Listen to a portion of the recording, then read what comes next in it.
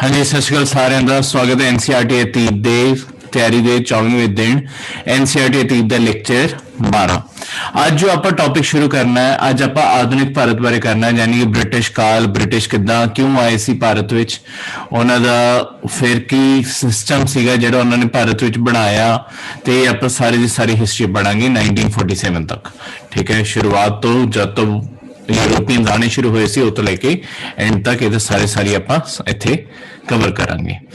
ठीक है, सब तो पहला जिहड़ी आपां गल करनी है वो ये है कि बस्तीवाद की हुंदा, जिन्हों आपां इंग्लिश कलोनीअलिज्म भी कह दिंदे आ, बस्तीवाद अपना हुंदा की है। ठीक है, जिन्हों आपां इंग्लिश कलोनीअलिज्म कहने आ। ठीक है, आपां कई बारी तुसीं रेफर करदे सुनिया होगा कि भारत बरितानिया दी कलोनी सीगी। ठीक है, बरितानिया दी बस्ती सीगी। ਇਹਦਾ मतलब की है, देखो ਤੁਹਾਨੂੰ शॉर्ट एक सिंपल डेफिनेशन समझाना, ਤੁਹਾਨੂੰ कभी भी इंट्रोडक्शन या कितने भी डेफिनेशन लिखनी होवे मतलब की निकल के आना चाहिए। ਜਦੋਂ एक कंट्री ਆਪਾਂ ਮੰਨ ਲਈਏ ਇਹ कंट्री दूजी कंट्री ते कब्जा करे इस परपस नाल ये सोच के कि जो भी इस बी कंट्री विच रिसोर्सिस हैगियां सारियां सारियां ए कंट्री दे वाधे लई, इहदे विकास लई, इहदी तरक्की लई इस्तेमाल कीतियां जा सकन। यानी कि एक कंट्री दूजी कंट्री ते सिर्फ इस मकसद नाल कब्जा करदी है कि दूजी कंट्री दे जिन्ना फायदा चक्या जा सके चक्या जाए। उत्थे जिन्ना रॉ मटीरियल मिलता है, चाहे वो खेती का मिलता है, चाहे उत्थे कोई खाना है, कुछ भी हैगा, वो सारा मटीरियल कढ़ के सामान बना ली। दूजी कंट्री का कोई विकास, कोई चीज दिमाग विच नहीं हुंदी, सिर्फ अपना विकास। जिहड़े पहली देश है उहदे दिमाग विच सिर्फ अपना विकास, ये सब कुछ ही देश उहनां दिमाग विच हुंदा। तो इस पूरी जिहड़ी तकनीक है, जिहड़ा पूरी सोच है, इदां दूजी कंट्री नूं अपने बंदिश विच लियाना, उहनूं आपां बस्तीवाद कहने आ। जिथे दूजी कंट्री नूं बस उहदा इस्तेमाल करन लई, उहदा उपयोग करन लई उहनूं अपने कब्जे विच कीता जांदा है। ठीक है, इहनूं आपां बस्तीवाद कहने आ। हुण इह तों अगे वधदे होए देखो हुण जदों जिहड़े अंग्रेज भी सीगे, जिहड़े बाकी यूरोपीयंस भी सीगे, ये भारत विच आए क्यों सी? देखो जिहड़ा इन्हां दा मूल मकसद सी, सब तो पहला ये बस्तियां बनाउण नहीं आए सी, कोई बस्तीवाद फैलाउण नहीं आए सी, भारत उत्ते कब्जा करन भी नहीं आए सी। ये बिल्कुल स्टार्टिंग विच सिर्फ ट्रेड करन आए सी भारत विच। भारत तो चीज़ां खरीद के वापस यूरोप जाके वेचण लई आए सी ये। ठीक है, देखो हुंदा की सी इदों पहलां वाले दौर विच, जिहड़ा अपना चीन दा देश है ते आपां भारत दा देश है, अपने इत्थों दी एक रूट फेमस सीगा, तुसीं नाम भी सुनिया होगा,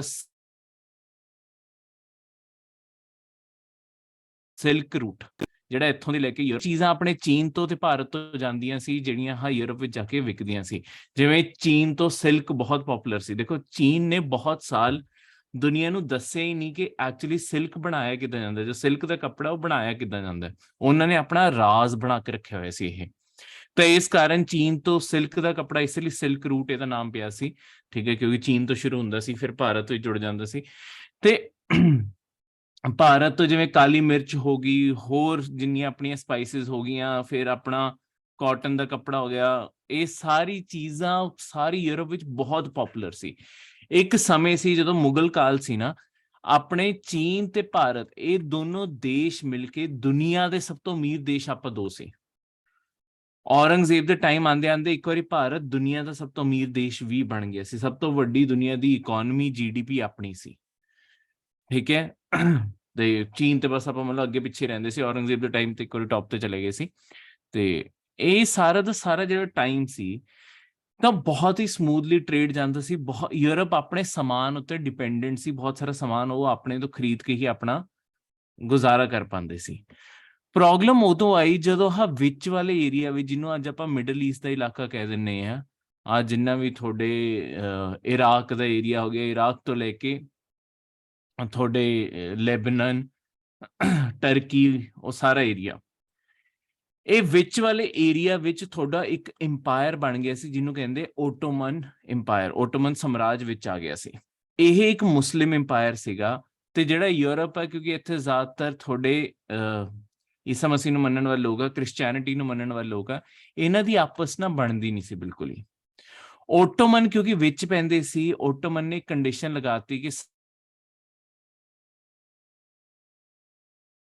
ਸਾਡੇ ਇਲਾਕੇ ਵਿੱਚੋਂ ਸਿਰਫ ਤੇ ਸਿਰਫ ਹੁਣ ਇਹਦਾ ਅਸਰ ਕੀ ਹੋਇਆ? ਦੇਖੋ ਭਾਰਤ ਤੇ ਚੀਨ ਨੂੰ ਤਾਂ ਕੋਈ ਫਰਕ ਨਹੀਂ ਪੈ ਰਿਹਾ ਸੀ। ਆਪਾਂ ਜਿਹੜਾ ਸਮਾਨ ਪਹਿਲਾਂ ਵੇਚਦੇ ਸੀ, ਹੁਣ ਆਪਾਂ ਮੁਸਲਿਮ ਟ੍ਰੇਡਰਸ ਨੂੰ ਵੇਚਣ ਲੱਗ ਗਏ। ਆਪਾਂ ਇਹ ਬਾਰਡਰ ਤੇ ਜਾ ਕੇ ਸਮਾਨ ਵੇਚ ਦਿੰਦੇ ਸੀ ਆਪਣੇ ਟ੍ਰੇਡਰਸ, ਠੀਕ ਹੈ। ਕਈ ਲੋਕ ਭਾਰਤ ਆ ਕੇ ਖੁਦ ਇੱਥੋਂ ਜਿਹੜਾ ਤੁਹਾਡਾ ਆਹ ਸਾਰਾ ਪੈਨਨਜ਼ੁਲਾ ਪੈਂਦਾ, ਜਿੱਥੇ ਸਾਊਦੀ ਅਰੇਬੀਆ ਸਾਰਾ ਇਲਾਕਾ ਹੁਣ ਪੈਂਦਾ, ਇੱਥੋਂ ਦੀ ਲੋਕੀ ਆ ਕੇ ਸਮਾਨ ਲੈ ਕੇ ਖੁਦ ਵੀ ਜਾ ਕੇ ਵੇਚ ਲੈਂਦੇ ਸੀ। ਪ੍ਰੋਬਲਮ ਆਈ ਜਿਹੜੇ ਆ ਯੂਰਪ ਦੇ ਲੋਕ ਆ, ਕਿਉਂਕਿ ਜਿਹੜੀ ਚੀਜ਼ ਲੈਟਸ ਸਪੋਜ਼ ਆਪਾਂ ਇੱਥੇ ਕੋਈ ਚੀਜ਼ 5 ਰੁਪਏ ਦੀ ਵੇਚ ਰਹੇ ਹਾਂ ਨਾ, ਇਹ ਦੂਜੇ ਪਾਸੇ ਯੂਰਪ 'ਚ ਇਹੀ ਚੀਜ਼ 100 ਰੁਪਏ ਦੀ ਵੇਚਣ ਲੱਗ ਗਏ, ਕਿਉਂਕਿ ਇਹਨਾਂ ਨੂੰ ਪਤਾ ਸੀ ਕਿ ਇਹਨਾਂ ਕੋਲੇ ਹੋਰ ਤਾਂ ਕੋਈ ਰਸਤਾ ਹੈ ਨਹੀਂ, ਤਾਂ ਇਹਨਾਂ ਦਾ ਪੂਰਾ ਫਾਇਦਾ ਚੱਕਿਆ ਜਾਵੇ। ਇਹਦੇ ਕਾਰਨ ਹੋਇਆ ਕਿ ਪੂਰੇ ਯੂਰਪ ਵਿੱਚ ਮਹਿੰਗਾਈ ਬਹੁਤ ਵਧਣ ਲੱਗ ਗਈ, ਹੱਦ ਤੋਂ ਜ਼ਿਆਦਾ ਮਹਿੰਗਾਈ ਹੋ ਗਈ ਹਰ ਚੀਜ਼ ਦੀ, ਕਿਉਂਕਿ ਇੰਨਾ ਜ਼ਿਆਦਾ ਦਾਮ ਵਧਾ ਦੋਗੇ ਤਾਂ ਬਹੁਤ ਸਾਰੀਆਂ ਚੀਜ਼ਾਂ ਮਹਿੰਗੀਆਂ ਹੋ ਜਾਣਗੀਆਂ। ਇਹ ਸਾਰਾ ਦੌਰ ਉਦੋਂ ਚੱਲ ਰਿਹਾ ਸੀ ਜਦੋਂ ਤੁਹਾਡੇ 14th 15th ਸੈਂਚੁਰੀ ਦਾ ਦੌਰ ਸੀ ਤੁਹਾਡਾ, ਠੀਕ ਹੈ। ਇਸ ਟਾਈਮ ਤੇ ਤੁਹਾਡੇ ਯੂਰਪ ਦੇ ਅੰਦਰ, ਜਿਹਨੂੰ ਆਪਾਂ ਜਾਗਰੂਕ ਹੋਣਾ ਕਹਿੰਦੇ ਆ, ਰੈਨੇਸਾਂ ਚੱਲ ਰਿਹਾ ਸੀ। ਲੋਕਾਂ ਨੇ ਸਿਸਟਮ ਉੱਤੇ ਸਵਾਲ, ਇਨਸਾਨਾਂ ਦੀ ਆਜ਼ਾਦੀ ਉੱਤੇ ਸਵਾਲ, ਕਿ ਦੁਨੀਆ ਦਿਖਦੀ ਕਿੱਦਾਂ ਦੀ, ਇੱਦਾਂ ਦੇ ਸਾਰੇ ਸਵਾਲ ਪੁੱਛਣੇ ਸ਼ੁਰੂ ਕੀਤੇ ਸੀ ਯੂਰਪ। ਤੇ ਇਹਦੇ ਕਾਰਨ ਉੱਥੇ ਇੱਕ ਪੂਰਾ ਯੁੱਗ ਸ਼ੁਰੂ ਹੋਇਆ ਸੀ ਜਿੱਥੇ ਸਾਇੰਟਿਫਿਕ ਰਿਸਰਚ ਬਹੁਤ ਵਧੀਆ, ਠੀਕ ਹੈ। ਇਸੇ ਵਿੱਚ ਇਹ ਵੀ ਚੀਜ਼ ਸੀਗੀ ਕਿ ਲੋਕਾਂ ਨੂੰ ਇਨਕਰੇਜ ਕੀਤਾ ਗਿਆ, ਖਾਸ ਕਰ ਪੁਰਤਗਾਲ ਜਿਹੜਾ ਦੇਸ਼ ਹੈ, ਉੱਥੋਂ ਦੇ ਲੋਕਾਂ ਨੂੰ ਬਹੁਤ ਇਨਕਰੇਜ ਕੀਤਾ ਗਿਆ ਉੱਥੋਂ ਦੇ ਰਾਜੇ ਵੱਲੋਂ ਕਿ ਤੁਸੀਂ ਜਾਓ ਦੂਰ ਦੂਰ ਜਾ ਕੇ ਨਵੀਆਂ ਜ਼ਮੀਨਾਂ ਲੱਭੋ। ਇਹਦੇ ਵਿੱਚੋਂ ਇੱਕ ਲਕਸ਼ ਇਹ ਵੀ ਸੀ ਕਿ ਕਿਸ ਤਰੀਕੇ ਨਾਲ ਸਮੁੰਦਰ ਦਾ ਰਸਤਾ ਲੱਭੋ ਭਾਰਤ ਜਾਣ ਦਾ, ਕਿਉਂਕਿ ਜ਼ਮੀਨੀ ਰਸਤਾ ਤਾਂ ਬੰਦ ਹੋ ਗਿਆ, ਉਹ ਤਾਂ ਓਟੋਮਨ ਨੇ ਕਬਜ਼ਾ ਕਰ ਲਿਆ। ਤਾਂ ਇਹੀ ਰਸਤਾ ਲੱਭਦੇ ਲੱਭਦੇ ਇੱਧਰ ਜਿਹੜਾ ਹੁਣ ਅਫਰੀਕਾ ਸਾਰਾ ਪੈ ਗਿਆ, ਠੀਕ ਹੈ। ਤੇ ਇਦਾਂ ਸਾਰਾ ਕੰਟੀਨੈਂਟ ਹੈ ਤੁਹਾਡਾ। ਆਹ ਪੁਰਤਗਾਲ ਫਿਰ ਆ ਜਿਹੜੀ ਅਫਰੀਕਾ ਦੇ ਬਿਲਕੁਲ ਥੱਲੇ ਵਾਲਾ ਇਲਾਕਾ, ਇਹਨੂੰ ਕਹਿੰਦੇ ਆ ਕੇਪ ਆਫ ਗੁੱਡ ਹੋਪ, ਠੀਕ ਹੈ, ਕੇਪ ਆਫ ਗੁੱਡ ਹੋਪ। ਇੱਥੇ ਤੱਕ ਪਹੁੰਚੇ, ਇਸ ਤੋਂ ਬਾਅਦ ਇਹਨੂੰ ਕ੍ਰਾਸ ਕਰਕੇ ਤੁਹਾਡੇ ਭਾਰਤ ਪਹੁੰਚਣ ਵਾਲਾ ਜਿਹੜਾ ਸਭ ਤੋਂ ਪਹਿਲਾ ਆਦਮੀ ਸੀ, ਉਹ ਸੀ ਵਾਸਕੋ ਡਿਗਾਮਾ, ਠੀਕ ਹੈ। ਸਮੁੰਦਰ ਦੇ ਰਾਹ ਤੋਂ ਯੂਰਪ ਤੋਂ ਜਿਹੜਾ ਸਭ ਤੋਂ ਪਹਿਲਾਂ ਭਾਰਤ ਦੇ ਰਾਹ ਪਹੁੰਚਿਆ, ਉਹ ਸੀ ਵਾਸਕੋ ਡਿਗਾਮਾ। ਦੇਖੋ ਮੇਨ ਮਕਸਦ ਸਾਰੇ ਯੂਰੋਪੀਅਨਸ ਦਾ ਸਭ ਤੋਂ ਪਹਿਲਾਂ ਆਉਣ ਦਾ ਇਹੀ ਸੀ ਕਿ ਆਹ ਜਿਹੜੀ ਇੰਨੀ ਮਹਿੰਗਾਈ ਹੋ ਗਈ ਹੈ, ਇੱਥੋਂ ਆਪਾਂ ਭਾਰਤ ਤੋਂ ਸਮਾਨ ਖਰੀਦ ਸਕੀਏ, ਵਾਪਸ ਜਾ ਕੇ ਯੂਰਪ ਵੇਚੀਏ। ਹੁਣ ਦੇਖੋ ਜੇ ਕੋਈ ਚੀਜ਼ ਇੱਥੇ 5 ਦੀ ਜਗ੍ਹਾ 100 ਦੀ ਵਿਕ ਰਹੀ ਹੈ, ਤੁਸੀਂ ਵਾਪਸ ਲੈ ਜਾਓਗੇ, ਤੁਸੀਂ 50 ਦੀ ਵੀ ਵੇਚੋਗੇ, ਤੁਹਾਡਾ ਸਮਾਨ ਨਾਲ ਦੀ ਨਾਲ ਵਿਕੂਗਾ ਤੇ ਪ੍ਰੋਫਿਟ ਤਾਂ ਹਜੇ ਵੀ ਬਹੁਤ ਜ਼ਿਆਦਾ ਹੈ। ਤਾਂ ਵਾਸਕੋ ਡਿਗਾਮਾ ਨਾਲ ਵੀ ਇਹੀ ਹੋਇਆ। ਵਾਸਕੋ ਡਿਗਾਮਾ ਪਹਿਲੀ ਸ਼ਿਪ ਆਪਣੀ ਭਰ ਕੇ ਵਾਪਸ ਲੈ ਕੇ ਗਿਆ, ਪਹਿਲੀ ਸ਼ਿਪ ਨਾਲ ਹੀ ਅਮੀਰ ਹੋ ਗਿਆ। ਮਤਲਬ ਇਕੱਲਾ ਨਹੀਂ ਆਇਆ ਸੀ, 3 ਸ਼ਿਪ ਲੈ ਕੇ ਆਇਆ ਸੀ, ਉਹ ਤਿੰਨੋਂ ਸ਼ਿਪ ਭਰ ਕੇ ਲੈ ਗਿਆ, ਵਾਪਸ ਗਿਆ, ਉਹ ਰਾਤੋਂ ਰਾਤ ਅਮੀਰ ਹੋ ਗਿਆ। ਇਹਨੂੰ ਦੇਖ ਕੇ ਜੋ ਹੋੜ ਮਚੀ ਸਾਰਿਆਂ ਵਿੱਚ ਕਿ ਭਾਰਤ ਜਾਣਾ, ਭਾਰਤ ਤੋਂ ਸਮਾਨ ਖਰੀਦ ਕੇ ਲਿਆਣਾ, ਇਸ ਲਈ ਸਾਰੇ ਯੂਰੋਪੀਅਨਸ ਆਣੇ ਸ਼ੁਰੂ ਹੋਏ, ਠੀਕ ਹੈ। ਜਿਹੜਾ ਇਹਨਾਂ ਦਾ ਸੀਕੁਐਂਸ ਸੀ, ਇਹ ਕਿੱਦਾਂ ਆਏ ਆ, ਕੀ ਤੋਂ ਬਾਅਦ ਕੌਣ ਆਇਆ, ਇਹ ਸਭ ਕੁਝ ਆਪਾਂ ਜਦੋਂ ਮੇਨ ਸਬਜੈਕਟ ਪੜਾਂਗੇ ਉਦੋਂ ਜਾ ਕੇ ਸਭ ਕੁਝ ਪੜਾਂਗੇ। ਕੀ ਪਾਲਿਸੀ ਅਪਣਾਈਆਂ, ਗੋਆ ਨੂੰ ਕੈਪੀਟਲ ਜਦੋਂ ਬਣਾਇਆ ਪੁਰਤਗਾਲੀਆਂ ਨੇ, ਉਹ ਸਭ ਕੁਝ ਆਪਾਂ ਉਹ 'ਚ ਪੜਾਂਗੇ। ਦੇਖੋ ਪੁਰਤਗਾਲੀ ਨਾ ਆਪਣੇ ਆਪ 'ਚ ਉਹਨਾਂ ਦਾ ਜਿਹੜਾ ਇੱਥੇ ਸਭ ਤੋਂ ਪਹਿਲਾਂ ਜਦੋਂ ਹੁਣ ਉਹ ਪਹੁੰਚੇ, ਇਹ ਪਾਣੀ ਦੇ ਅੰਦਰ ਨਾ ਟ੍ਰੇਡ ਕਰਨਾ ਕੋਈ ਆਸਾਨ ਨਹੀਂ ਸੀ, ਕਿਉਂਕਿ ਆਹ ਸਾਊਦੀ ਅਰੇਬੀਆ, ਓਮਾਨ, ਆ ਸਾਰੇ ਇਲਾਕਿਆਂ ਤੋਂ ਜਿਹੜੇ ਟ੍ਰੇਡਰ ਆਉਂਦੇ ਸੀ ਨਾ, ਇਹ ਕਿਸੇ ਹੋਰ ਨੂੰ ਨਾ ਇੱਥੇ ਟ੍ਰੇਡ ਨਹੀਂ ਕਰਨ ਦਿੰਦੇ ਸੀ।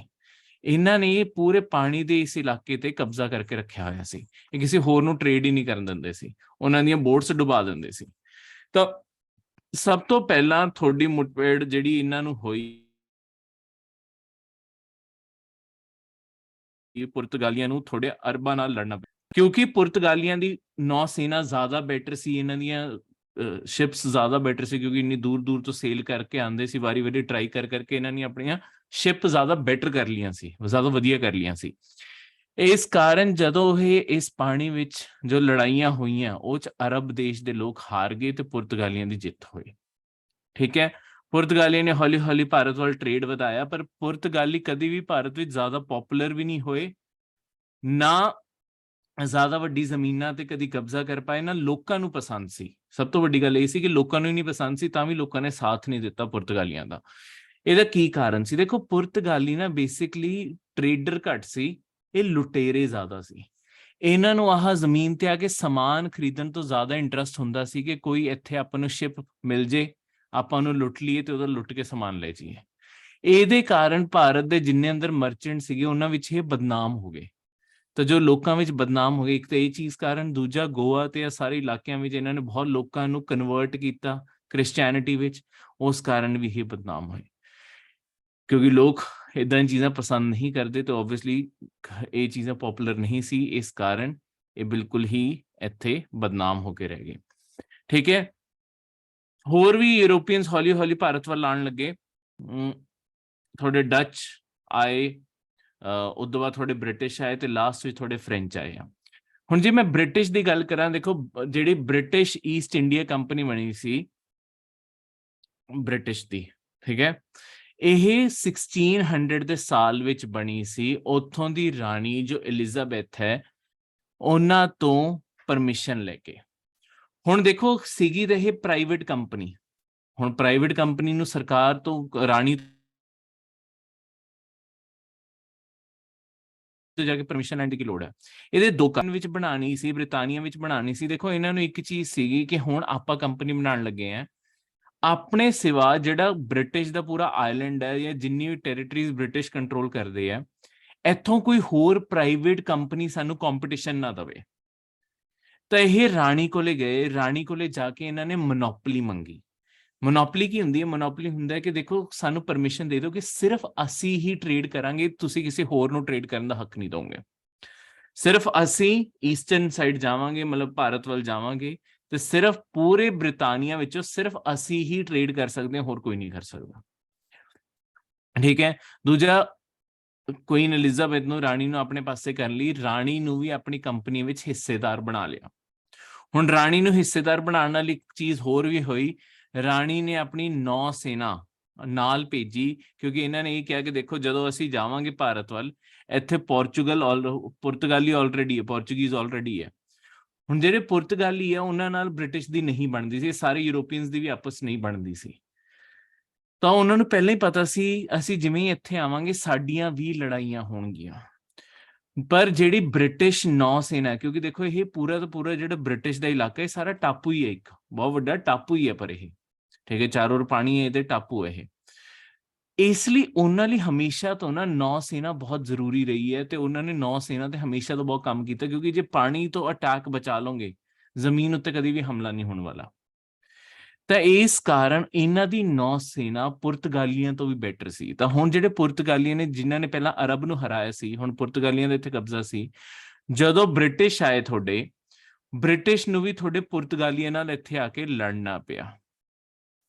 ਠੀਕ ਹੈ, ਪਰ ਪੁਰਤਗਾਲੀਆਂ ਨਾਲ ਜੋ ਲੜਾਈ ਹੋਈ, ਲੜਾਈ ਹੋਣ ਕਾਰਨ ਥੋੜੇ ਸਾਰੇ ਬਹੁਤ ਇੰਪ੍ਰੈਸ ਹੋਇਆ ਸੀ। ਦੇਖੋ ਪੁਰਤਗਾਲੀਆਂ ਨੇ, ਮੈਂ ਤੁਹਾਨੂੰ ਕਨਵਰਟ ਕਰਨ ਦੀ ਗੱਲ ਦੱਸਦਾ, ਪੁਰਤਗਾਲੀਆਂ ਨੇ ਈਵਨ ਜਿਹੜਾ ਅਕਬਰ ਦੇ ਟਾਈਮ, ਜਦੋਂ ਅਕਬਰ ਕੁਰਸੀ ਤੇ ਸੀਗਾ ਨਾ, ਉਦੋਂ ਪੁਰਤਗਾਲੀ ਭਾਰਤ ਵਿੱਚ ਆਏ ਹੋਏ ਉਹਨਾਂ ਨੂੰ ਸਾਲੋਂ ਹੋ ਗਏ ਸੀ। ਅਕਬਰ ਨੂੰ ਸ਼ੌਂਕ ਹੁੰਦਾ ਸੀ ਸਾਰੇ ਧਰਮਾਂ ਦੇ ਲੋਕਾਂ ਨੂੰ ਬੁਲਾ ਕੇ ਸਵਾਲ ਜਵਾਬ ਕਰਨ ਦਾ। ਬਹੁਤ ਕੋਸ਼ਿਸ਼ ਕੀਤੀ ਪੁਰਤਗਾਲੀਆਂ ਨੇ ਕਿ ਆਪਾਂ ਅਕਬਰ ਨੂੰ ਕ੍ਰਿਸਚੀਅਨ ਬਣਾ ਲਈਏ, ਕਿਉਂਕਿ ਜੇ ਅਕਬਰ ਕਨਵਰਟ ਹੋ ਗਿਆ, ਭਾਰਤ ਨੂੰ ਕਨਵਰਟ ਕਰਨਾ ਬਹੁਤ ਸੌਖਾ ਹੋ ਜਾਊਗਾ। ਪਰ ਅਕਬਰ ਇਸ ਚੀਜ਼ ਨੂੰ ਲੈ ਕੇ ਬਹੁਤ ਡਿਟਰਮਾਈਂਡ ਸੀ, ਸਾਰੇ ਧਰਮ ਉਹਨੇ ਸੁਣੇ ਹੋਏ ਸੀ, ਉਹ ਕਨਵਰਟ ਹੋਇਆ ਹੀ ਨਹੀਂ। ਠੀਕ ਹੈ, ਤੇ ਉਹ ਵੱਡੇ ਤੋਂ ਵੱਡਾ ਜਿਹੜਾ ਚਰਚ ਤੋਂ ਬੰਦਾ ਯੂਰਪ ਤੋਂ ਲੈ ਕੇ ਆਏ ਸੀ ਆਪਣੇ ਨਾਲ ਕਿ ਤੁਸੀਂ ਗੱਲ ਕਰੋ, ਤੁਸੀਂ ਗੱਲ ਕਰੋ, ਸ਼ਾਇਦ ਮੰਨ ਜੇ, ਪਰ ਅਕਬਰ ਨਹੀਂ ਮੰਨਿਆ। ਠੀਕ ਹੈ, ਮਤਲਬ ਇਹ ਉਹਨਾਂ ਕਨਵਰਟ ਕਰਨ ਦੀ ਗੱਲ ਦੱਸ ਰਹੇ। ਚਲੋ, ਹੁਣ ਜਿਹੜੇ ਬ੍ਰਿਟਿਸ਼ ਸੀ, ਬ੍ਰਿਟਿਸ਼ ਨੇ ਵੀ ਹੌਲੀ ਹੌਲੀ ਫਿਰ ਸੂਰਤ, ਹਰ ਜਗ੍ਹਾ ਆਪਣੀ ਫੈਕਟਰੀਆਂ ਲਗਾਉਣਾ ਸ਼ੁਰੂ ਕੀਤਾ ਪੁਰਤਗਾਲੀਆਂ ਨੂੰ ਹਰਾ ਕੇ। ਪੁਰਤਗਾਲੀ ਥੋੜਾ ਟਾਈਮ ਬਾਅਦ ਇੰਡੀਆ, ਭਾਰਤ ਤੋਂ ਚਲੇ ਗਏ ਸੀ, ਬਸ ਗੋਆ ਵਰਗੀ ਛੋਟੀ ਛੋਟੀ ਜਗ੍ਹਾ ਨੂੰ ਕੰਟਰੋਲ ਕਰਦੇ ਸੀ। ਬਾਕੀ ਉਹਨਾਂ ਨੇ ਸਾਊਥ ਅਮਰੀਕਾ ਨੂੰ ਆਪਣਾ ਮੇਨ ਬੇਸ ਬਣਾ ਲਿਆ ਸੀ ਤੇ ਭਾਰਤ ਨੂੰ ਛੱਡ ਕੇ ਚਲੇ ਗਏ ਸੀ। ਹੁਣ ਇਹ ਤੋਂ ਅੱਗੇ ਮੈਂ ਦੱਸਾਂ ਤੁਹਾਨੂੰ ਕਿ ਦੇਖੋ ਇਸ ਟਾਈਮ ਹੌਲੀ ਹੌਲੀ ਤੁਹਾਡੇ ਜਦੋਂ ਭਾਰਤ ਵਿੱਚ ਬਾਅਦ ਫ੍ਰੈਂਚ ਵੀ ਆ ਗਏ ਸੀ, ਫ੍ਰੈਂਚ ਤੇ ਬ੍ਰਿਟਿਸ਼ ਦੀ ਤਾਂ ਸਭ ਤੋਂ ਬੁਰੀ ਤਰ੍ਹਾਂ ਲੱਗਦੀ ਸੀ ਇੱਕ ਦੂਜੇ ਨਾਲ ਯੂਰਪ ਵਿੱਚ। ਇਹ ਦੋਨਾਂ ਦੀ ਤਾਂ ਬਿਲਕੁਲ ਹੀ ਨਹੀਂ ਬਣਦੀ ਸੀ ਯੂਰਪ ਵਿੱਚ, ਇਹ ਸਦੀਆਂ ਤੋਂ ਲੜਦੇ ਆ ਰਹੇ ਸੀ ਇੱਕ ਦੂਜੇ ਤੋਂ। ਤਾਂ ਇਹਨਾਂ ਦੀ ਤਾਂ ਬਿਲਕੁਲ ਨਹੀਂ। ਬਸ ਇਹਨਾਂ ਨੂੰ ਜੇ ਤੁਸੀਂ ਨਕਸ਼ੇ ਤੇ ਵੀ ਦੇਖੋਗੇ, ਆ ਟਾਪੂ ਤੋਂ ਬਸ ਥੋੜਾ ਜਿਹਾ ਜ਼ਮੀਨ ਦੇ ਇਸ ਸਾਈਡ ਤੇ ਫਰਕ, ਇੱਧਰ ਥੋੜਾ ਫਰਾਂਸ ਹੈ। ਤਾਂ ਫਰਾਂਸ ਤੇ ਬ੍ਰਿਟਨ ਦੀ ਆਪਸ ਕਦੀ ਵੀ ਕੋਈ ਜ਼ਿਆਦਾ ਬਣੀ ਨਹੀਂ ਹੈ ਯੂਰਪ ਵਿੱਚ। ਠੀਕ ਹੈ, ਆਪਾਂ ਜਦੋਂ ਸਾਰੀ ਦੁਨੀਆ ਦਾ ਇਤਿਹਾਸ ਪੜਾਂਗੇ ਉਦੋਂ ਇਹ ਚੀਜ਼ ਦੇਖਾਂਗੇ ਵੀ ਇਹ ਆਪਸ 'ਚ ਕਿਉਂ ਨਫ਼ਰਤ ਕਰਦੇ ਆ, ਉਹਦਾ ਕਾਰਨ ਵੀ ਆਪਾਂ ਉੱਥੇ ਸਾਰਾ ਪੜਾਂਗੇ। ਠੀਕ ਹੈ। ਤੇ ਨੈਪੋਲੀਅਨ ਨੇ ਕਿੱਦਾਂ ਗੁੱਸੇ ਕੱਢੇ ਸੀ, ਉਹ ਸਭ ਕੁਝ ਹੈ। ਹੁਣ ਇਹਦਾ ਅੱਗੇ ਇਤਿਹਾਸ ਦੇਖੋ ਹੌਲੀ ਹੌਲੀ ਜਦੋਂ ਜਿਵੇਂ ਫ੍ਰੈਂਚ, ਬ੍ਰਿਟਿਸ਼ ਜਦੋਂ ਇਹ ਭਾਰਤ ਵਿੱਚ ਆ ਗਏ, ਇਹਨਾਂ ਨੂੰ ਹੌਲੀ ਹੌਲੀ ਇਹਨਾਂ ਨੇ ਆਪਣੇ ਆਪ ਨੂੰ ਇਸਟੈਬਲਿਸ਼ ਕਰਨਾ ਸ਼ੁਰੂ ਕੀਤਾ, ਟ੍ਰੇਡ ਕਰਨਾ ਸ਼ੁਰੂ ਕੀਤਾ। ਇਹਨਾਂ ਨੇ ਭਾਰਤ ਵਿੱਚ ਕੁਝ ਚੀਜ਼ਾਂ ਦੇਖੀਆਂ। ਪਹਿਲੀ ਗੱਲ ਕਿ ਜਿੰਨੇ ਭਾਰਤ ਦੇ ਰਾਜੇ ਹੈ ਇਹ ਅਮੀਰ ਬਹੁਤ ਹੈ, ਅਮੀਰ ਹੈ, ਪਰ ਇਹਨਾਂ ਦੀ ਆਪਸ 'ਚ ਬਣਦੀ ਨਹੀਂ ਹੈ, ਤਾਂ ਇਹ ਆਪਸ ਲੜਦੇ ਰਹਿੰਦੇ ਆ। ਪਰ ਹੁਣ ਜਦੋਂ ਲੜਦੇ ਵੀ ਹੈ ਤਾਂ ਹੋਇਆ ਕੀ ਹੈ, ਇਹਨਾਂ ਨੇ ਨਾ ਨਵੀਂ ਤਕਨੀਕਾਂ ਲੜਾਈ ਵਿੱਚ ਦੀਆਂ ਨਹੀਂ ਅਪਣਾਈਆਂ। ਇਹਨਾਂ ਨੇ ਦੇਖੋ ਆਪਣੇ ਭਾਰਤ ਵਿੱਚ ਉਸ ਟਾਈਮ ਜਿਹੜੀ ਫੌਜਾਂ ਹੁੰਦੀਆਂ ਸੀ ਉਹ ਇਸ ਤਰੀਕੇ ਨਾਲ ਹੁੰਦੇ ਸੀ, ਜਿੰਨੇ ਵੀ ਸਿਪਾਹੀ ਹੁੰਦੇ ਸੀ ਜ਼ਿਆਦਾਤਰ ਉਹ ਸਾਰੇ ਕਿਸਾਨ ਹੁੰਦੇ ਸੀ ਜਾਂ ਕੋਈ ਹੋਰ ਕੰਮ ਕਰਦੇ ਸੀ। ਜਦ ਥੋੜੀ ਲੜਾਈ ਦੀ ਘੋਸ਼ਣਾ ਹੋ ਗਈ ਉਦੋਂ ਉਹ ਸਾਰੇ ਆ ਗਏ, ਵਰਦੀਆਂ ਉਹਨਾਂ ਨੇ ਪਾ ਲਈਆਂ ਤੇ ਉਦੋਂ ਲੜਾਈ ਕਰ ਲਈ। ਪਰ ਕੋਈ ਰੋਜ਼ ਦੀ ਟ੍ਰੇਨਿੰਗ, ਕੋਈ ਪ੍ਰੋਫੈਸ਼ਨਲ ਆਰਮੀ ਜਿਵੇਂ ਅੱਜ ਆਪਣੀ ਐਗਜ਼ਿਸਟ ਕਰਦੀ ਹੈ ਕਿ ਬਟਾਲੀਅਨ, ਰੈਜੀਮੈਂਟ, ਇਹ ਸਾਰੇ ਸੈਗਮੈਂਟਸ ਐਗਜ਼ਿਸਟ ਕਰਦੇ ਆ, ਕੈਪਟਨ, ਇਹ ਸਾਰੀਆਂ ਰੈਂਕਸ ਹੁੰਦੇ ਆ, ਉਦਾਂ ਦਾ ਕੁਝ ਨਹੀਂ ਹੁੰਦਾ ਸੀ। ਠੀਕ ਹੈ। ਜ਼ਿਆਦਾਤਰ ਤੁਹਾਡੇ ਆਮ ਸੈਨਿਕ ਹੀ ਸੀ, ਲੋਕਾਂ ਕੋਲੇ ਪ੍ਰੋਪਰ ਨਾ ਯੂਨੀਫਾਰਮ ਹੁੰਦੀ ਸੀ, ਨਾ ਪ੍ਰੋਪਰ ਹਥਿਆਰ ਹੁੰਦੇ ਸੀ। ਤਾਂ ਭਾਰਤ ਦੀਆਂ ਸੈਨਾਵਾਂ ਬਹੁਤ ਵੱਡੀਆਂ ਹੁੰਦੀਆਂ ਸੀ, ਪਰ ਦਿੱਕਤ ਕੀ ਹੈ, ਜਦੋਂ ਤੁਹਾਡੀ ਸੈਨਾ ਕੋਲੇ ਚੰਗੇ ਹਥਿਆਰ ਜਾਂ ਟ੍ਰੇਨਿੰਗ ਨਹੀਂ ਹੈ ਨਾ, ਉਹ ਛੋਟੀ ਸੈਨਾ ਤੋਂ ਵੀ ਹਾਰ ਜੂਗੀ। ਤੇ ਇੱਕ ਦੋ ਜਿਹੜੀ ਲੜਾਈਆਂ ਜਿਹਦੇ ਵਿੱਚ ਫ੍ਰੈਂਚ ਤੇ ਬ੍ਰਿਟਿਸ਼ ਨੇ ਹਿੱਸਾ ਲਿਆ ਇੰਡੀਆ ਵਿੱਚ, ਉਹਨਾਂ ਨੇ ਇਹ ਚੀਜ਼ ਦੇਖ ਲਈ ਕਿ ਬਹੁਤ ਵੱਡੀ ਭਾਰਤ ਦੀ ਸੈਨਾ ਵੀ ਉਹਨਾਂ ਦੀ ਛੋਟੀ ਸੈਨਾ ਤੋਂ ਹਾਰ ਗਈ। ਕਿਉਂ? ਕਿਉਂਕਿ ਉਹ ਟ੍ਰੇਨ ਕਰਕੇ ਲਿਆਏ ਸੀ ਸੈਨਾ ਨੂੰ, ਤੇ ਵੈਲ ਟ੍ਰੇਨਡ, ਵੈਲ ਆਰਗੇਨਾਈਜ਼ਡ ਤੇ ਹਥਿਆਰਬੰਦ ਉਹਨਾਂ ਦੀ ਸੈਨਾ, ਤੇ ਦੂਜੇ ਪਾਸੇ ਭਾਰਤ ਦੇ ਸਿਰਫ ਲੋਕ ਹੀ ਜ਼ਿਆਦਾ। ਤਾਂ ਇਸ ਚੀਜ਼ ਦਾ ਉਹਨਾਂ ਨੇ ਹੌਲੀ ਹੌਲੀ ਫਾਇਦਾ ਚੱਕਣਾ ਸ਼ੁਰੂ ਕੀਤਾ।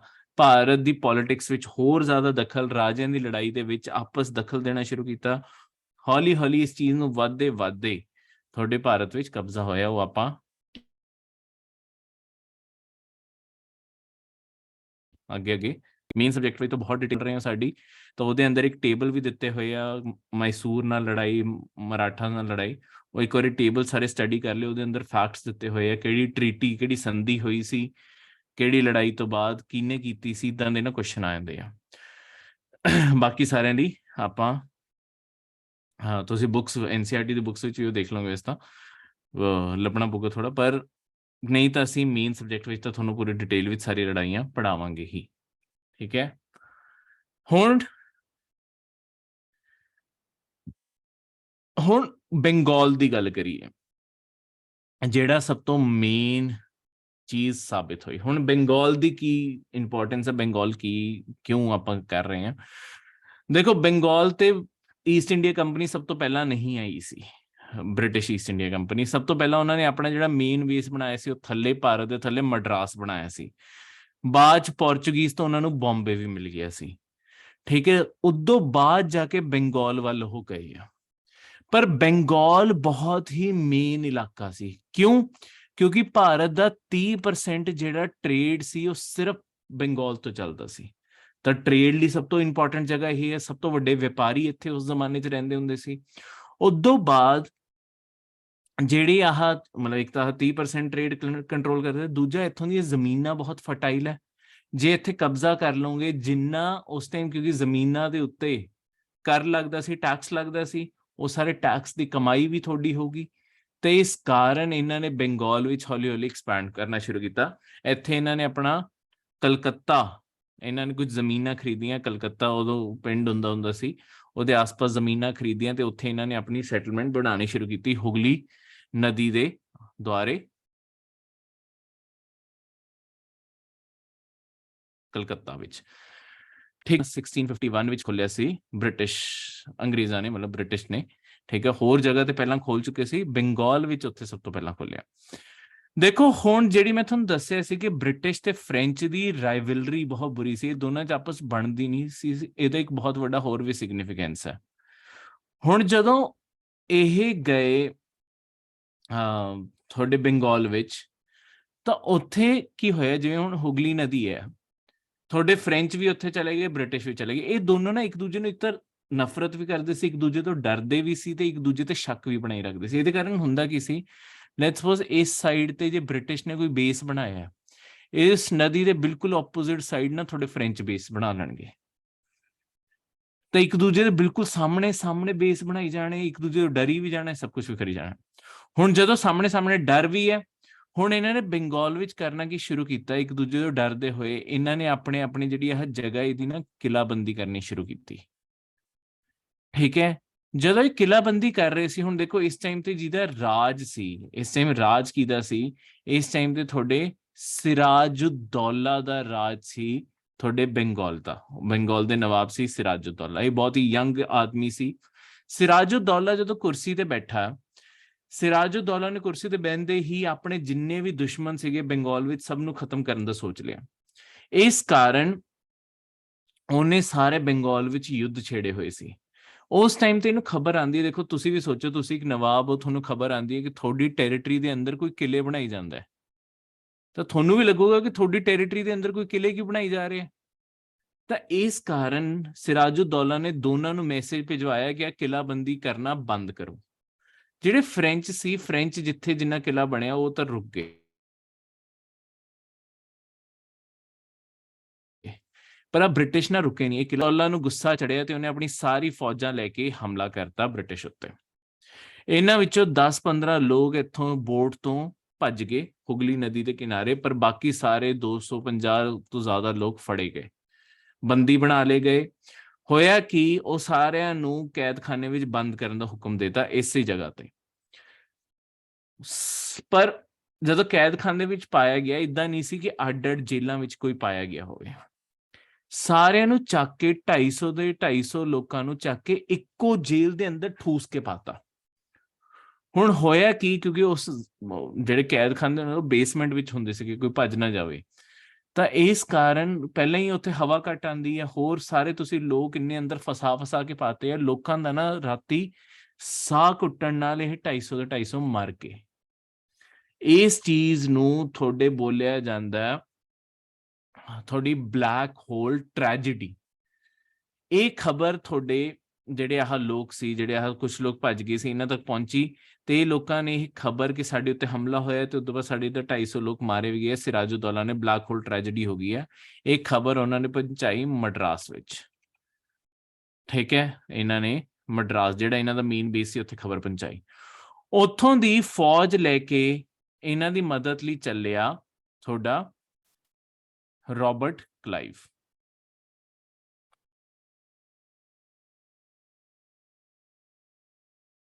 ठीक है, रॉबर्ट क्लाइव थोड़ा मद्रास तो ਚੱਲਿਆ। ਹੁਣ ਗੱਲ ਇਹ ਸੀ ਸਿਰਾਜੁद्दौला ਨਾਲ ਬ੍ਰਿਟਿਸ਼ ਦੀ ਲੜਾਈ ਹੋਣੀ ਸੀ, ਪਰ ਸਿਰਾਜੁद्दौला ਕੋਲੇ ਆਪਣੇ ਆਪ 'ਚ ਬਹੁਤ ਵੱਡੀ ਫੌਜ ਸੀ ਤੇ ਉਹਦੇ ਸਾਹਮਣੇ ਬ੍ਰਿਟਿਸ਼ ਕੋਲੇ ਬਹੁਤ ਛੋਟੀ ਫੌਜ ਸੀ। ਠੀਕ ਹੈ, ਉਹ ਨਹੀਂ ਲੜ ਸਕਦੇ ਸੀ। ਠੀਕ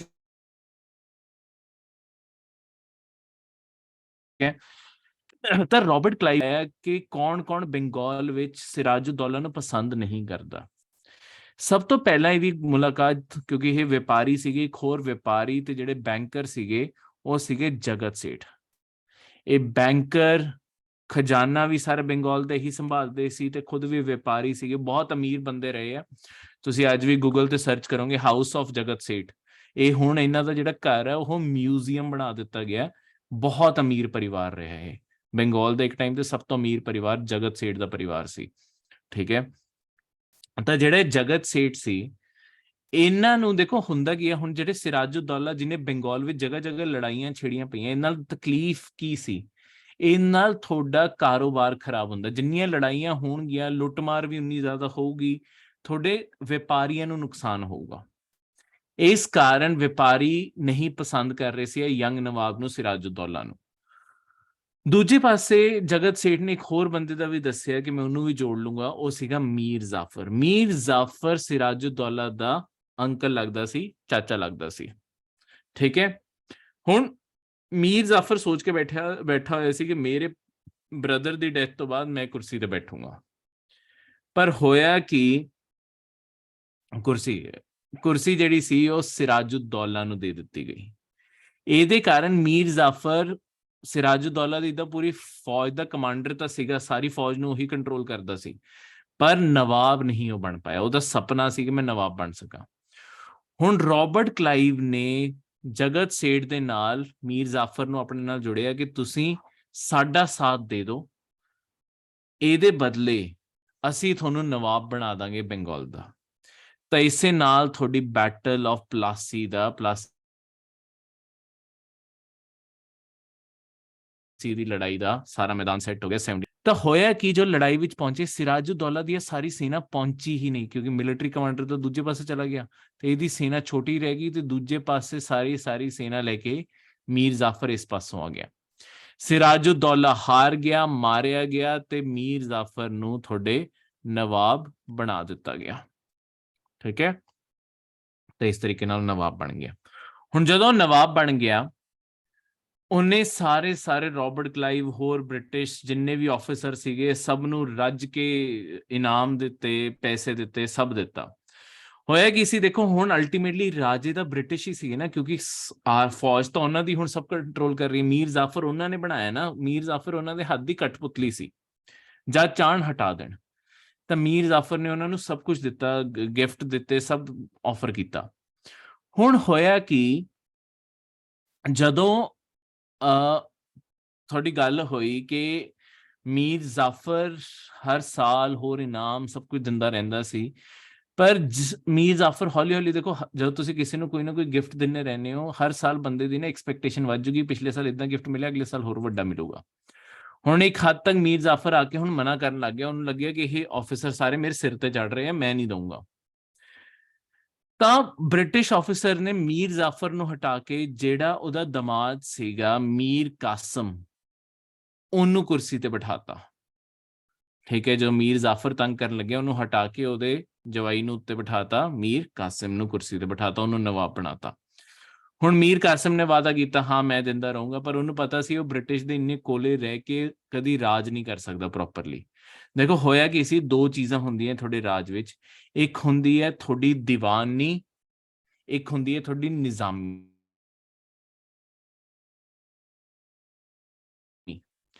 ਨਿਜ਼ਾਮੀ ਤੇ ਇਹਦਾ ਸਾਰਾ ਕੰਟਰੋਲ ਬ੍ਰਿਟਿਸ਼ ਨੇ ਆਪਣੇ ਕੋਲੇ ਰੱਖ ਲਿਆ ਸੀ ਕਿ ਅਸੀਂ ਹਿੱਸਾ ਦੇ ਦਾਂਗੇ, ਪਰ ਸਾਰਾ ਰੈਵਨਿਊ ਅਸੀਂ ਕਲੈਕਟ ਕਰਾਂਗੇ। ਨਿਜ਼ਾਮੀ ਦਾ ਮਤਲਬ ਹੁੰਦਾ ਕਿ ਜਿਹੜਾ ਬਾਕੀ ਐਡਮਿਨਿਸਟ੍ਰੇਸ਼ਨ ਕਰਨੀ ਹੈ, ਸਜ਼ਾਵਾਂ ਸੁਣਾਉਣੀਆਂ, ਸਭ ਸੁਣਾਉਣੀ ਹੈ, ਉਹ ਆਪਣੇ ਆਪ 'ਚ ਨਵਾਬ ਕਰੇ। ਕਿਉਂਕਿ ਉਹ ਜਿਹੜੇ ਬ੍ਰਿਟਿਸ਼ ਸੀਗੇ ਦੇਖੋ ਪੈਸਾ ਤਾਂ ਕਮਾਉਣਾ ਚਾਹੁੰਦੇ ਸੀ, ਪਰ ਉਹ ਜ਼ਿੰਮੇਦਾਰੀ ਨਹੀਂ ਚੱਕਣਾ ਚਾਹੁੰਦੇ ਸੀ। ਤਾਂ ਬੰਗਾਲ ਇਹ ਜਿਹੜੀ ਹਰ ਦੋ ਸਰਕਾਰਾਂ ਇੱਕ ਤਰੀਕੇ ਨਾਲ ਬਣ ਗਈ, ਇੱਕ ਰੈਵਨਿਊ ਦੀ ਸਰਕਾਰ ਤੇ ਇੱਕ ਬਾਕੀ ਚੀਜ਼ਾਂ ਦੀ ਸਰਕਾਰ। ਇਹ ਬੰਗਾਲ ਸਾਰਾ ਰੁਲਣ ਲੱਗ ਗਿਆ ਸੀ। ਮੀਰ ਕਾਸਮ ਨੇ ਇੱਕ ਵਾਰੀ ਇੱਕ ਬੰਦੇ ਤੋਂ ਦੀਵਾਨੀ ਦੇ, ਕਿਉਂਕਿ ਉਹ ਕਾਗਜ਼ ਤਾਂ ਸਾਰੇ ਦੇਖ ਹੀ ਸਕਦਾ ਸੀ ਨਾ ਕਿ ਕਿੰਨਾ ਰੈਵਨਿਊ ਆ ਰਿਹਾ, ਤਾਂ ਉਹਨੇ ਸਾਰਾ ਰੈਵਨਿਊ ਮੰਗਵਾਇਆ ਕਿ ਰੈਵਨਿਊ ਲੈ ਕੇ ਆਓ। ਉਹ ਬੰਦਾ ਕਿਉਂਕਿ ਬ੍ਰਿਟਿਸ਼ ਦਾ ਵਫਾਦਾਰ ਸੀ ਤੇ ਉਹ ਚੋਰੀ ਕਰ ਰਿਹਾ ਸੀ ਨਵਾਬ ਤੋਂ ਬਹੁਤ ਸਾਰੇ ਪੈਸੇ, ਉਹ ਮੁੱਕਰ ਗਿਆ ਤੇ ਉਹ ਬ੍ਰਿਟਿਸ਼ ਕੋਲੇ ਭੱਜ ਕੇ ਚਲਾ ਗਿਆ। ਮੀਰ ਕਾਸਿਮ ਨੇ ਜਦੋਂ ਬੰਦੇ ਨੂੰ ਮੰਗਿਆ, ਬ੍ਰਿਟਿਸ਼ ਨੇ ਦੇਣ ਨੂੰ ਮਨਾ ਕਰਤਾ ਤੇ ਛੋਟੀ ਮੋਟੀ ਝੜਪ ਹੋਈ, ਜਿਹਦੇ ਕਾਰਨ ਮੀਰ ਕਾਸਿਮ ਨੂੰ ਉੱਥੋਂ ਭੱਜ ਕੇ ਜਾਣਾ ਪਿਆ। ਠੀਕ ਹੈ, ਤੇ ਮੀਰ ਜ਼ਾਫਰ ਨੂੰ ਫੇਰ ਕੁਰਸੀ ਤੇ ਬਿਠਾ ਦਿੱਤਾ ਗਿਆ ਸੀ। ਠੀਕ ਹੈ, ਮੀਰ ਕਾਸਿਮ ਨੂੰ ਹਟਾਤਾ, ਮੀਰ ਜ਼ਾਫਰ ਨੂੰ ਫੇਰ ਕੁਰਸੀ ਤੇ ਬਿਠਾਤਾ। ਹੁਣ ਮੀਰ ਕਾਸਿਮ ਪਰ ਇੰਨੀ ਆਸਾਨੀ ਨਾਲ ਕੁਰਸੀ ਤੋਂ ਉਤਰਨ ਵਾਲਾ ਨਹੀਂ ਸੀ। ਮੀਰ ਕਾਸਿਮ ਭੱਜ ਕੇ ਗਿਆ ਅਵਧ ਦੇ ਇਲਾਕੇ ਵਿੱਚ, ਉੱਥੇ ਜਾ ਕੇ ਉਹ ਮਿਲਿਆ ਅਵਧ ਦੇ ਰਾਜੇ ਸੂਜਾ-ਉਦ-ਦੌਲਾ ਤੋਂ। ਸਿਰਾਜੁद्दौला ਅੱਡ ਬੰਦਾ ਸੀ, ਸੂਜਾ-ਉਦ-ਦੌਲਾ ਅਵਧ ਦਾ ਰਾਜਾ, ਇਹ ਅੱਡ ਹੈ। ਅਵਧ ਅੱਜ ਦਾ ਤੁਹਾਡਾ ਈਸਟਰਨ ਯੂਪੀ ਦਾ ਇਲਾਕਾ ਤੇ ਬਿਹਾਰ ਦਾ ਕੁਝ ਇਲਾਕਾ, ਇਹ ਅਵਧ ਦਾ ਇਲਾਕਾ ਸੀ। ਤੇ ਇੱਥੇ ਜਾ ਕੇ ਇਹਨੇ ਸੂਜਾ-ਉਦ-ਦੌਲਾ ਤੇ ਉਸ ਟਾਈਮ ਜਿਹੜੇ ਮੁਗਲ ਐਮਪਰਰ ਸੀ ਸ਼ਾਹ ਆਲਮ II, ਉਹਨਾਂ ਨਾਲ ਸਮਝੌਤਾ ਕੀਤਾ ਕਿ ਤੁਸੀਂ ਦੋਨੋਂ ਮੇਰਾ ਸਾਥ ਦਿਓ, ਜੇ ਆਪਾਂ ਤਿੰਨਾਂ ਨੇ ਮਿਲ ਕੇ ਬ੍ਰਿਟਿਸ਼ ਨੂੰ ਹਰਾਤਾ, ਮੈਂ ਤੁਹਾਨੂੰ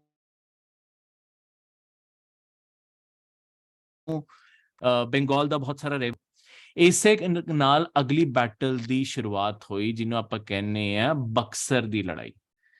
ਹੁਣ ਇਸ ਬਕਸਰ ਦੀ ਲੜਾਈ 1764 ਵਿੱਚ ਹੋਈ, ਪਰ ਇਹ ਚਾਹ ਤਿੰਨੋਂ ਹਾਰ ਗਏ, ਬ੍ਰਿਟਿਸ਼ ਜਿੱਤ ਗਏ।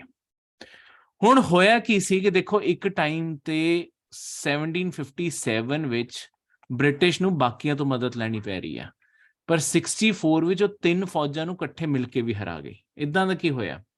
ਠੀਕ ਹੈ, ਮਤਲਬ ਕੁਝ ਸਾਲਾਂ ਵਿੱਚ ਇਦਾਂ ਦਾ ਕੀ ਬਦਲਿਆ? ਉਹ ਸੀਗਾ ਬੰਗਾਲ ਉੱਤੇ ਕਬਜ਼ਾ। ਦੇਖੋ ਬੰਗਾਲ ਭਾਰਤ ਦਾ ਸਭ ਤੋਂ ਅਮੀਰ ਇਲਾਕਾ ਸੀ, ਇਹਨੇ ਬ੍ਰਿਟਿਸ਼ ਦੀ ਕਿਸਮਤ ਬਦਲ ਕੇ ਰੱਖਤੀ। ਜਿਹੜੇ ਬ੍ਰਿਟਿਸ਼ ਨੂੰ ਭਾਰਤ ਵਿੱਚ ਟ੍ਰੇਡ ਕਰਨ ਲਈ, ਕੋਈ ਵੀ ਕੰਮ ਕਰਨ ਲਈ ਸਾਰਾ ਪੈਸਾ ਪਹਿਲਾਂ ਬ੍ਰਿਟਨ ਤੋਂ ਲੈ ਕੇ ਆਉਣਾ ਪੈਂਦਾ ਸੀ, ਫਿਰ ਇੱਥੇ ਖਰਚਾ ਕਰਕੇ ਸਮਾਨ ਖਰੀਦ ਕੇ ਵਾਪਸ ਲੈ ਕੇ ਜਾਣਾ ਪੈਂਦਾ ਸੀ। ਹੁਣ ਬੰਗਾਲ ਕਬਜ਼ਾ ਆਉਣ ਤੇ ਹੋਇਆ ਕਿ ਇਹਨਾਂ ਕੋਲੇ ਇੰਨਾ ਪੈਸਾ ਆਉਣ ਲੱਗ ਗਿਆ, ਲੈਂਡ ਰੈਵਨਿਊ ਹਰ ਚੀਜ਼ ਤੋਂ, ਕਿ ਆਪਣਾ ਖਰਚਾ ਇਹ ਭਾਰਤ ਦਾ ਵੀ ਚੱਕ ਲੈਂਦੇ ਸੀ, ਜੋ ਸਮਾਨ ਖਰੀਦਣਾ ਉਹ ਵੀ ਖਰੀਦ ਲੈਂਦੇ ਸੀ, ਜਿੰਨੀਆਂ ਸੈਲਰੀਆਂ ਦੇਣੀਆਂ ਸੈਲਰੀਆਂ ਵੀ ਦੇ ਦਿੰਦੇ ਸੀ। ਉਹ ਤੋਂ ਬਾਅਦ ਵੀ ਪੈਸਾ ਬਚ ਜਾਂਦਾ ਸੀ, ਜਿਹੜਾ ਹੁਣ ਬ੍ਰਿਟਨ ਭੇਜਣ ਲੱਗ ਗਏ। ਸਿਸਟਮ ਬਿਲਕੁਲ ਹੀ ਉਲਟਾ ਹੋ ਗਿਆ ਤੇ ਬਹੁਤ ਹੀ ਪ੍ਰੋਫਿਟੇਬਲ ਹੋ ਗਏ। ਤਾਂ ਇਹ ਬਹੁਤ ਵੱਡੀ ਫੌਜ ਹੁਣ ਖੁਦ ਬਣਾ ਸਕਦੇ ਸੀ, ਤੇ ਇਸ ਕਾਰਨ ਇਹਨਾਂ ਨੇ ਦੀ ਬੰਗਾਲ ਨੇ ਕਿਸਮਤ ਬਦਲ ਕੇ ਰੱਖਤੀ। ਠੀਕ ਹੈ, ਆ ਪਲਾਸੀ ਤੇ ਬਕਸਰ ਦੀ ਲੜਾਈਆਂ ਦਾ ਹੋਰ ਕੀ ਸਿਗਨੀਫਿਕੈਂਸ ਹੈ ਮੇਨਸ ਲਈ, ਜੋ ਆਪਾਂ ਚੀਜ਼ ਪੜਾਂਗੇ ਇਹ ਤੁਹਾਨੂੰ ਮੈਂ ਮੇਨ ਸਬਜੈਕਟ ਵਿੱਚ ਪੜਾਉਂਗਾ। ਇਹ ਸੀਗਾ ਅੱਜ ਦਾ ਲੈਕਚਰ, ਮਿਲਦੇ ਹਾਂ ਅਗਲੇ ਲੈਕਚਰ 'ਚ।